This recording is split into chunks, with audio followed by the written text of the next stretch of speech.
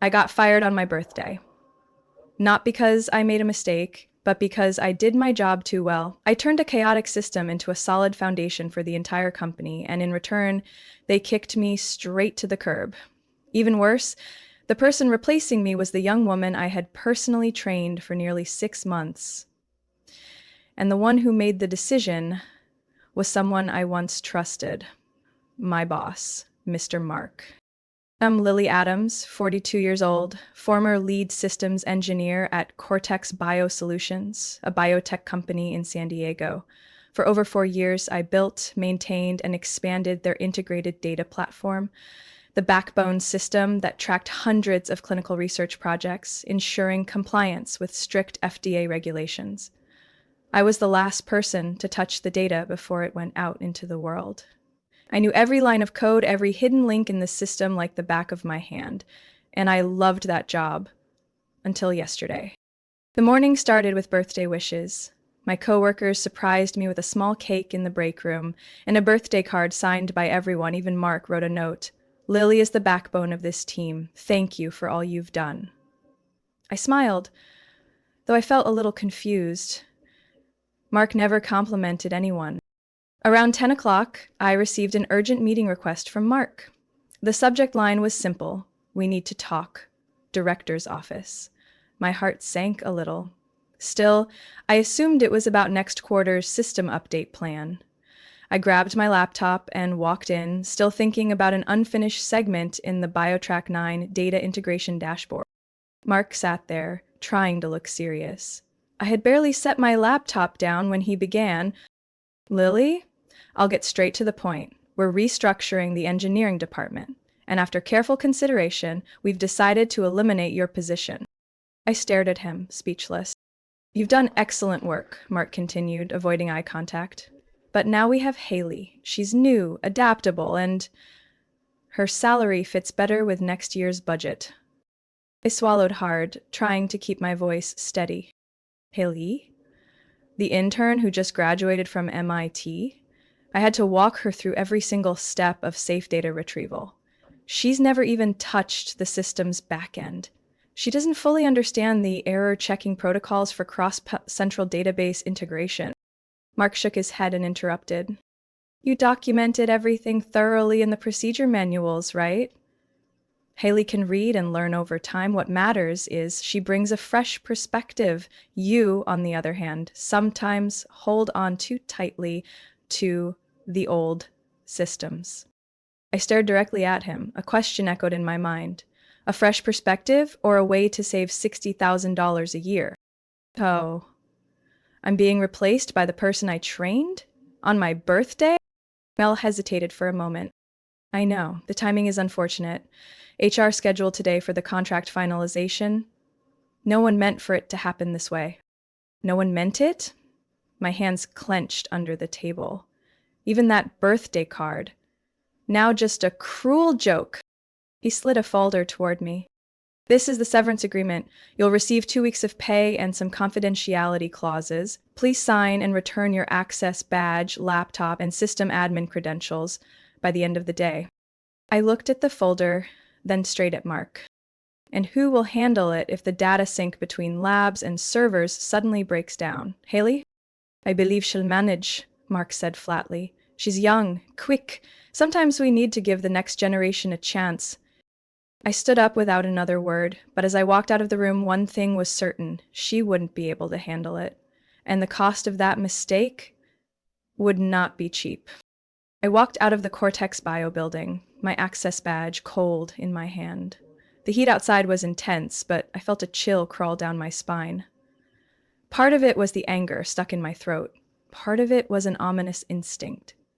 I knew the system I'd built wasn't something a fresh graduate like Haley could safely operate, especially when interdepartmental error checks had to be followed with absolute precision. I once spent 3 weeks fine-tuning the sync algorithm with the research servers in Denver. Did Haley even know a single missing confirmation code could invalidate an entire testing chain? I pulled out my phone and swiped away the birthday reminder from social media. Celebrate? How could anyone celebrate a day like this? Less than 6 hours after leaving the office, I was sitting motionless in front of the TV, not even noticing what was on, when my phone rang loudly. The first time, I didn't answer. The second time, it was still Kevin, the database engineer in charge of the secure integration layer. I stared at the screen as it lit up, then let it fade again. But the third, fourth, calls came quickly, followed by a text from Jenna, the head of internal legal. Lily, there's a major issue with the system. Call me as soon as possible. I jumped to my feet. A wave of fury and something like satisfaction rushed through my chest. A major issue, huh? Remember how you walked me out the door this morning? I picked up my phone, ready to call back, but then I stopped. I didn't know them anything. They chose to toss me out like some worn-out tool. Now they could deal with the fallout themselves. I was still thinking when the phone rang again. This time it was Jason, a former colleague who used to help me manage the connections between the research platform and the client systems. Lily, his voice was panicked. Have you heard about BioTrack? The latest test data failed to sync. Haley said the system was lagging, so she manually overrode it, but now all 3 research branches are reporting critical errors. The Atlanta team is threatening to halt the entire project if we can't fix it in 12 hours. I closed my eyes. A chill ran down my spine. Haley did a manual override? Jason, did she force an update on the base data chain from the client side? I asked. Exactly, he exhaled. Do you remember the safety filter script you wrote last year? It was completely bypassed. Now the test results are being assigned to the wrong project names. If this data gets sent out, the company could be investigated for falsifying medical records. I gripped the phone tightly, my voice dropping. Don't let Haley touch anything else. Make it clear to legal that if she overrides one more time, they're looking at a serious FDA violation. You're not coming back? Jason asked, hopeful. The whole team's in chaos. Haley's crying and saying it's recoverable. Mark is just silent, pretending everything's fine. But we know it's not. I took a deep breath. I could go back. I could fix everything in just a few hours. But why should I? So they could drain me all over again? You don't trust Mark anymore, do you? I asked. No. Once we realized you built the entire back-end error detection system, we understood. No one else is good enough to replace you. I said nothing. After a few seconds, Jason fell silent too. Before hanging up, he spoke softly. If you decide not to come back, I understand, but just know, if anyone can save this system, it's you. I ended the call. My darkened screen reflected a face torn by conflict. A part of me wanted to return, to prove them all wrong, but another part wanted them to face the consequences of their stupid optimization. I stepped out onto the balcony. The ocean breeze carried the late afternoon chill. In that moment, I knew. That wasn't their last phone call. And when the real one came, I would be the one setting the terms. The phone buzzed just before midnight. I thought I'd ignore it. Just another call from a crumbling system, from people who once thought I was just a name to cross off a staffing chart. But this time, the name on the screen made me pause. Mark Elliott answers without saying a word. Lily, his voice was hoarse and tense like a frayed string about to snap. Thank you for picking up. I know this isn't ideal timing, but we're in a critical situation. The system is falling apart. I leaned back in my chair, my tone flat. I thought Haley was very flexible and quick. Can't she handle it? Mark paused for a few seconds. To be honest, it's worse than I expected. After yesterday's override, the base data chain has been severely corrupted. Our biggest client, Nevira Pharmaceuticals, just sent a notice suspending the contract unless we fully restore the data by Monday, and, his voice lowered, our legal team is warning of potential FDA violations. So, what do you want from me? I asked, my voice sharp as a blade. Come back, as a consultant, temporarily just to restore the system. I'll ensure you have full access and fair compensation. I smiled, though no one could see it. My consulting rate is $350 per hour, minimum of 40 hours, paid up front. I'll only handle technical recovery, no management meetings. All communication by email. He fell silent for a moment. I think we can make that work. I'll have accounting reach out first thing in the morning. Lily, I know maybe I should have. I cut him off. No need to apologize, Mark. We both know this isn't about you respecting my skills. It's about the system you tried to discard coming back to bite you. Send me remote access and the necessary files before 8 a.m. Understood. And Lily, thank you. Really. I hung up. My heartbeat was steady, but a storm of rage swirled beneath, held back by sheer control. I knew exactly what I was doing and why. The next morning, I received a digitally signed consulting contract along with full confirmation of the advance payment from accounting. My admin access was restored within an hour, not a single welcome back. I sat down at my computer and opened the central coordination system. Error alerts were piling up. Data from BioTrack, GeneWell, and VeriLife were all out of spec. 3 major clients, accounting for over 40% of revenue. And worst of all, the automated security alert mechanism had been disabled, clearly by someone who didn't understand the critical role of each data protection layer. I began analyzing every error, every line of code, every trace of the override. Whoever did this wasn't just ignorant, they were reckless. And it seemed like they were trying to cover their tracks. By afternoon, Mark appeared in the internal chat window. Mark, how's this system? Is full recovery possible? I typed slowly, each word deliberate. Lily, yes, but not quickly. The incorrect override destroyed the auto-check chain. Everything has to be manually processed, step by step. Mark, do you need additional support? Lily, I need silence, and no one touches the system while I'm working. He didn't respond further. By 6 o'clock in the evening, I had reviewed and isolated all errors from Sunday's update. I was writing an emergency guide to prevent corrupted data from spreading into the recurring report system when an email popped up from Victoria Lang, the company CEO. Subject: glad to have you back. Once things are stable, I'd like to discuss your long-term future. I leaned back in my chair, an invitation to return, wrapped in the pretense of respecting expertise. But I knew better. I wasn't someone they needed, I was just a lifeline. Once the water receded, they'd throw me overboard again. I wouldn't let them do that to me twice. But before I left, I would leave my mark. I sat alone in the temporary control room, the glow of the monitor casting a pale blue hue over my face. The entire company was like a coiled spring, everyone waiting for me to do what they couldn't. But I wasn't here to help. I was observing, analyzing, and revealing the picture they tried to hide behind polite language. The system was gradually stabilizing. I had restored 70% of the broken data structure, isolated the corrupted test sequences, and rebuilt the automated recovery mechanisms. Every step I took was logged by a private journaling software I had installed myself. No one else knew it was there. I didn't trust anyone in this building. While reviewing the data validation filters, I accidentally stumbled upon a shared folder from Mark's computer. One file stood out. Transition_plan_VLPL. No password. I hesitated for a second, then opened it. The very first page showed the company logo and a bold title. System Handover Plan Post-Recovery Phase. My stomach tightened. The next page listed goal number 1 in bold. Maximize documentation of current system infrastructure to ensure takeover capability by lower-level new personnel. Below was a detailed timeline. Day 17, complete error resolution. Day 18, Lily submits full recovery documentation.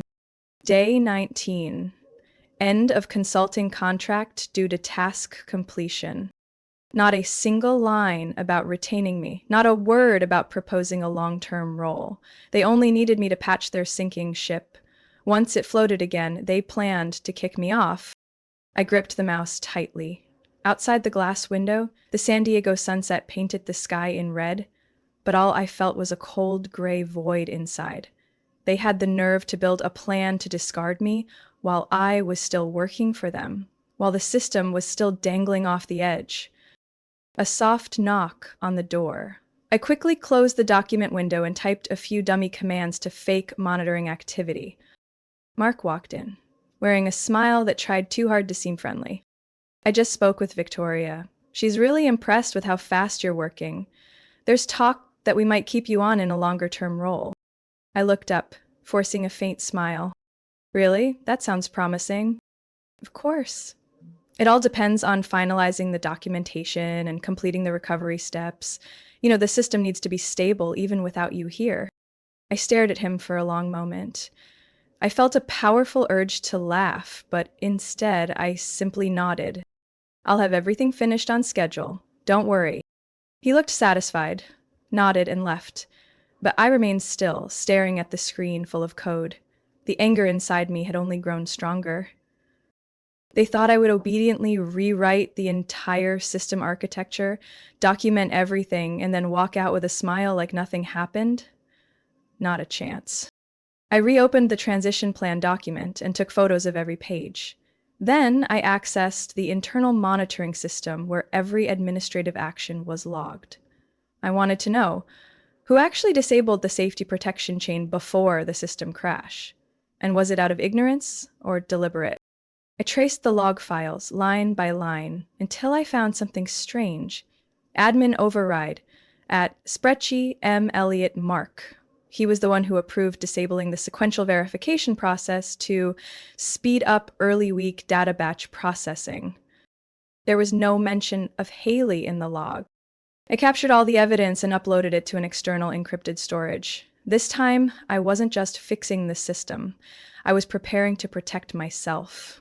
Because the next time I left this place, no one would be able to silence me again. A message came in at 11 o'clock that night from an unknown number with just 2 lines. Lily, this is Haley. I know you don't want to see me, but I need to talk. Please don't ignore this. I sat still for a few seconds, the phone's glow casting light on the unresolved fury in my chest. The girl chosen to replace me, unknowingly used by Mark to dismantle the system I spent 4 years building. I replied with a short message. Tomorrow morning, coffee house on Mission Street, 8 o'clock. She arrived early.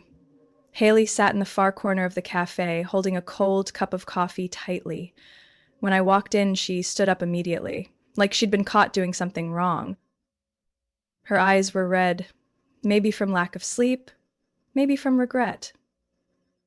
Maybe both. Thank you for agreeing to meet, Hailey said, softly, her voice trembling. I know you have no reason to trust me anymore, but it's not what you think. I sat down. No greeting, no nod. Doc, you have 10 minutes. Haley swallowed hard. She opened her phone, scrolled quickly, and slid it across the table. On the screen was a message thread between her and Mark starting 3 days ago, before the system crash. Mark, we need to move faster. Disable the secondary verification step. It's no longer necessary. Haley, I'm not sure. Lily said that step prevents data duplication. Mark, I know, but she's overly cautious. Just do as I say. If something goes wrong, I'll handle it. I scrolled down. The messages from the day of the crash. Okay. The data tables aren't matching. There are emergency error warnings. Mark, don't tell Lily. Everything's still under control. Just override it. You've learned how. But I'm afraid I'll mess it up. Mark, you're an engineer. Act like it. I don't pay for hesitation. I exhaled slowly. Each word on the screen felt like a slab of ice slamming into my chest. I had suspected this, but now it was so clear it almost felt absurd. Mark had used Haley like a disposable pawn, ordered changes to the system, then wiped his hands when everything fell apart. I know, Haley whispered. I deserve blame. But I trusted Mark. He said you had approved everything, that you were too busy to handle it yourself, so you passed it to me. I was stupid. I looked at her for a long time. The girl sitting across from me wasn't a traitor. She was a pawn in a dirty game Mark had crafted for his own gain. And now she was his next target. Why are you telling me this now? Haley wiped her eyes. Yesterday, HR called me in. They said there's an investigation into unauthorized system modifications. Mark claimed I acted alone. He even printed the logs, but he edited them to hide his own approval. I clenched my fists. So he crashed the system, pinned it on you, used me to fix it, and plans to fire us both. Haley nodded, choking up. I have no one else. But you're the only person who truly understands the system, who knows how it was built. If you don't help me, I'll lose everything. And yes, I messed up, but maybe I can fix part of it. I took my phone and began taking pictures of the entire message thread. Then I looked her straight in the eyes. Send me everything, original files, screenshots, and any emails related to system changes. From Mark, from anyone in upper management, I need it all. What are you going to do? Protect you. And protect myself. But not just that. I'm going to expose their entire game to HR, to the board, and if needed, to the FDA. Haley's face went pale, but for the first time, there was a glimmer of hope in her eyes. I stood up. Be ready, we're about to flip Mark's game board. I returned to the office the next morning with one goal: expose Mark and protect Haley before it was too late. The entire Cortex Bio building was still tense like a stretched wire. Staff moved quietly, everyone aware the system had barely escaped disaster, but no one dared ask me anything. They knew I was the only one who still had control of the situation, and I knew better than anyone else that this was far from over. Well, as soon as I sat down, I plugged my encrypted hard drive into the central management system, the one that stored all high-level access logs. This was the core system I had once recommended keeping for independent audits, but Mark had wanted to scrap it for being too data-heavy. I logged in using the highest level admin access, an access Mark should have revoked, but wasn't smart enough to. The retrieval window opened and thousands of log lines streamed in real time. I didn't skim like inexperienced engineers. I read directly from the system code, each symbol, each anomaly. And then I saw it. June 11th, 2:37 a.m., Elliot disabled, BioTrack. A direct action from Mark's account in the middle of the night, right before the system failure. No approval requests, no verification codes from the tech team. Traced that log line and opened the override details. In the metadata field, the approval note had been falsified. Approved by Lily A. I froze for a few seconds. That was my name, attached to an operation I had never seen at a time when I was on a business trip in Denver. I still had the email confirming that trip. Mark had forged the system log to pin the blame on me. I took action. First, I extracted the full log history from the past 3 weeks, especially all operations carried out under Mark's account. I collected every trace of system modifications, verification bypasses, metadata edits, and any activity outside regular business hours. Clear indicators of medical data fraud. I stored everything in 3 places: a physical encrypted hard drive, a backup copy on my home computer, and a third copy sent to my secondary email account, protected with 2-factor authentication. Not a single error was allowed. Next, I contacted Eben Ross, a lawyer specializing in tech crimes and fraud in the industry. I had met him at a conference 3 years ago, and we'd stayed in touch since. When I called, he said just one thing. If what you have is real, this isn't just grounds for a civil lawsuit. This is a criminal investigation. I sent him the full log copy, along with screenshots and the message thread from Haley, through a private document sharing system designed by his law firm. All data was end-to-end encrypted. Then I did the one thing I knew would make Mark squirm. I sent an official email to the Office of Compliance for the FDA in California. Subject: evidence of fraudulent tampering with clinical data at Cortex Biosolutions. The content was brief but comprehensive. I described the unauthorized system edits, the impact on 3 major biomedical projects, and attached a 17-page technical report I had prepared overnight. At the end of the email, I wrote one single line: I am prepared to provide full original data and testimony if necessary. After hitting send, I leaned back in my chair and looked up at the ceiling. My heart was pounding, not from fear, but because for the first time in weeks, I was truly in control. Mark might think I was weak, just another middle-aged engineer being replaced, But he forgot one thing. I didn't just build the system for Cortex Bio, I built my own escape route, one line of code at a time.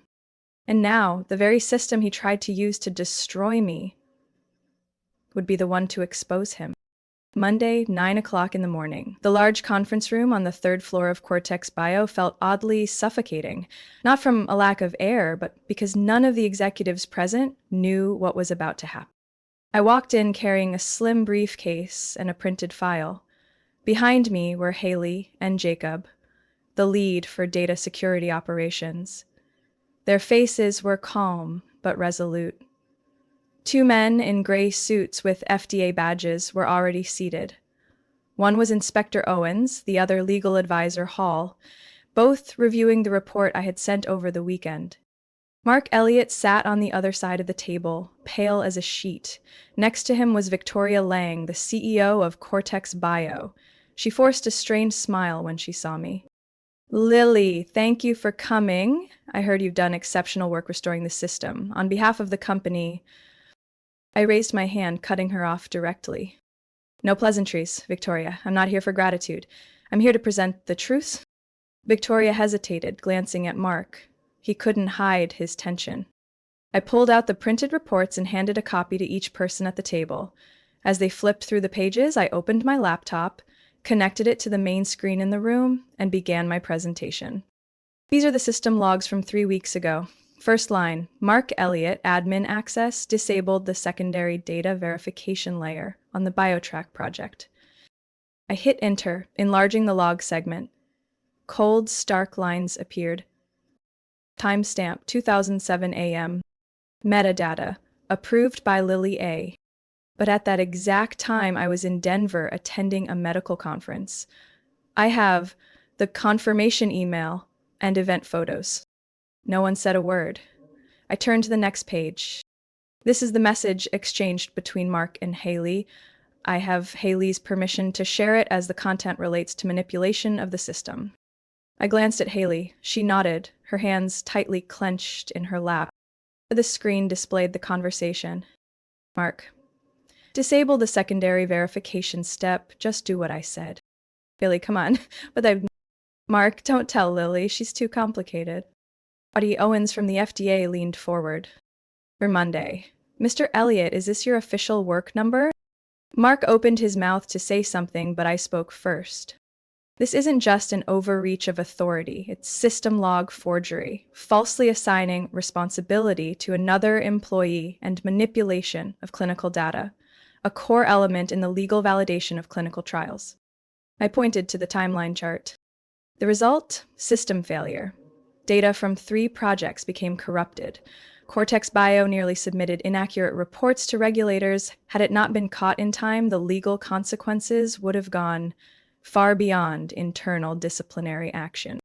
The room's air thickened like wet cement. Owens spoke, his voice low and firm. Victoria Lang, as CEO, were you aware of any system interference? Victoria's face went pale. I only knew the system crashed. I completely trusted Mark to supervise the process properly. Paul interrupted. I'm sorry, but based on internal email records and transfer notes from Mark, it appears you were informed of the plan to streamline the system and train a replacement shortly after Lily completed recovery. This is your email from June 17th. Once Lily finishes the documentation, we'll hand off to the new junior. She won't have to worry long term. Victoria stared at the text on the screen as if she couldn't believe her eyes. It was an internal strategy, no malicious intent. Owens cut her off coldly. Tampering with clinical trial data management systems is not an internal strategy. It is a federal violation.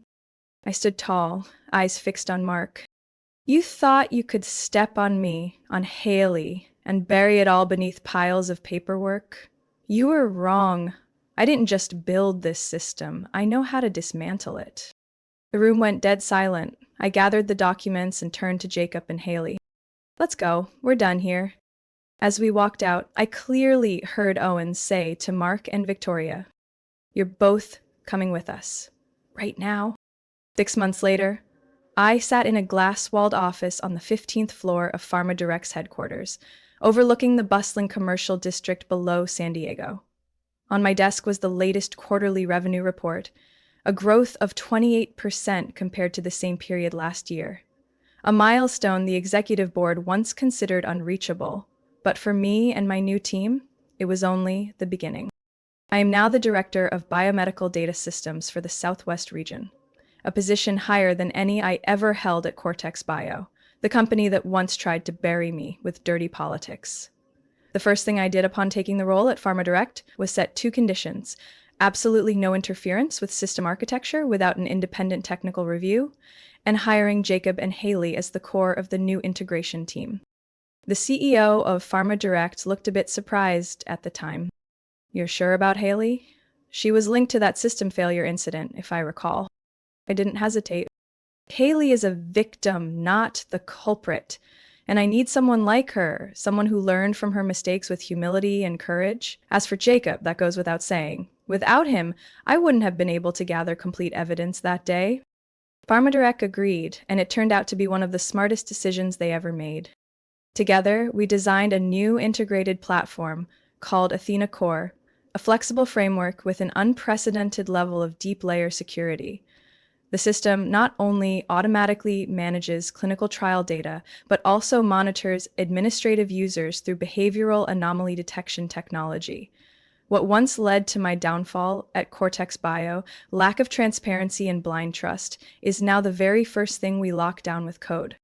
As for Cortex Bio, or rather, what was left of it, 3 months after the boardroom expose, the FDA launched a full investigation. Over a dozen major clients, including Navira and GeneWell, terminated their contracts immediately after the press released details of the internal data manipulation. Several partners filed civil lawsuits for delays in clinical trials. Victoria Lang resigned, citing health concerns. Mark Elliott was suspended and later indicted for falsifying clinical trial data, a federal offense that could lead to prison time. No one from the former management team retained their positions. Eventually, Cortex Bio was acquired by a multinational pharmaceutical corporation, renamed and completely restructured, but its reputation was beyond saving. In the healthcare industry, losing data credibility is a death sentence. One day, I received a short email from Travis, one of the former engineers at Cortex Bio. "Lily, I used to think you were too rigid, but now I understand why every line of code you wrote had to go through 3 layers of checks. We lost our jobs, but at least we regained professional dignity. Thank you for not staying silent." I didn't reply, but I kept that email as a reminder. Last Friday, I stood alongside Haley and Jacob in the internal auditorium of PharmaDirect, where the CEO announced Athena Core had officially surpassed 100 million data samples processed securely, with 0 critical errors reported over 180 days of operation. When the CEO mentioned my name, the entire hall stood and applauded. I saw Jacob tilt his head and smile, and Haley, the girl who once nearly became a scapegoat, now stood as the head of data integration, her eyes no longer filled with fear, but with confidence. I walked up to the stage and looked out at the people who believed in the system we built. No more guilt, no more waiting for a knife in the back, just a proper beginning built on integrity. When I finished my speech, the crowd stood again, but this time it wasn't just for the achievement. It was for someone who had once been cast aside, now returning, not to seek revenge, but to rebuild everything from the ground up the right way. My story is proof that integrity and true capability will always outlast artificial power games. Even after being betrayed and discarded on my own birthday, I chose to rise, gather the truth, and fight to the end. No bitter revenge was needed, just doing what is right fully and clearly. And the truth spoke for itself. In the end, those who manipulate will fall by the very system they tried to control. And I at last rebuilt everything with my own hands, an unshakable resolve. What do you think about Lily's journey? Did she make the right choice by standing up instead of staying silent? Share your thoughts in the comments, and don't forget to follow the channel for more powerful and emotional family life stories.